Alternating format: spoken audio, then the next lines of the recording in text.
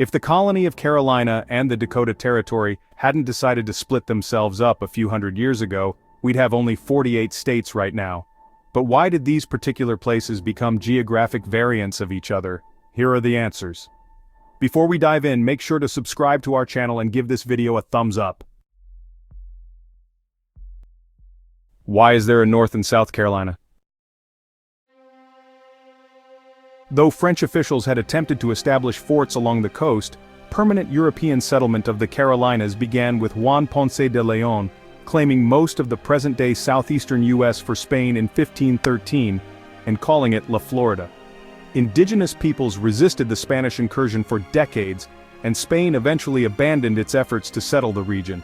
In 1585, Sir Walter Raleigh convinced a group of English settlers to establish a colony on Roanoke Island, but by 1590, their fort had been abandoned and the people had mysteriously disappeared. Then, England's Attorney General Sir Robert Heath managed the Carolina Territory for King Charles I of England. Heath made no attempts at colonizing the area, and following the king's execution in 1649, Heath fled to France. Heath's heirs would eventually try to reassert their claim to the territory, but King Charles II ruled the claim invalid and gave ownership to a group of 8 noblemen known as the Lords Proprietors. The Lords, helmed primarily by Anthony Ashley Cooper, 3rd Earl of Shaftesbury, who was influenced and assisted by the philosopher John Locke, retained control of the area from 1663 to 1729, with members of the 8-man group being replaced as necessary with other lords. The Lords Proprietors set up a framework for governance and settlement of Carolina, and dispatched an expedition of colonists.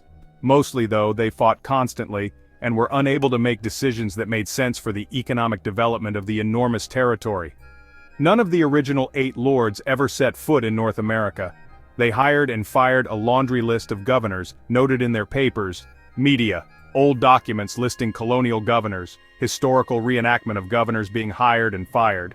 John Jenkins was deposed, Thomas Miller was overthrown and jailed by armed rebels, Thomas Eastchurch was forbidden to enter the colony, and Seth Sothel was accused of numerous crimes for which he was tried, convicted, and banished. On top of all that, wars broke out with the Tuscarora and Yamasee tribes. The Lords, realizing that this strategy wasn't working, appointed a governor to oversee the entire territory, and a deputy governor to handle the northern half in 1710. 2 years later, Carolina was permanently divided into North and South territories. The English crown eventually took back South Carolina from the Lords Proprietors and made it a royal colony. The crown also convinced the reluctant lords to sell back their shares of North Carolina, and it was made a royal colony in 1729. Both retained this status until they ratified the U.S. Constitution in 1788 for South Carolina and 1789 for North Carolina. Most of the land that would become North and South Dakota was acquired by the United States in the Louisiana Purchase in 1803. After Minnesota was admitted to the Union in 1858, and the federal government and Sioux officials signed the Yankton Treaty the same year, the remaining land and ceded territory was organized into the Dakota Territory. But it wasn't until the 1874 discovery of gold in the Black Hills, the sacred land of the Sioux, did prospectors and the military really begin invading the area. Ironically, Dakota means friend or ally in the Dakota language. Railroads followed the gold rush, settlers poured into the upper Great Plains.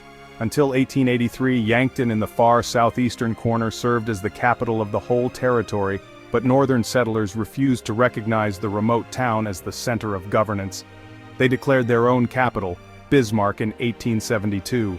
This caused enough tension to require a split down the 46th parallel into 2 territories. But there were other factors in play.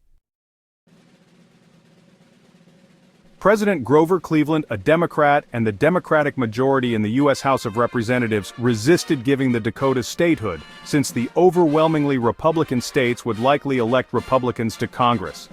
The situation changed when Republican Benjamin Harrison was elected president, and Republicans gained majorities in both houses of Congress, paving the way for a statehood bill to pass. On November 2, 1889, North and South Dakota were admitted to the Union, becoming the 39th and 40th states respectively. If you enjoyed this video, please like, comment, and subscribe for more fascinating history content.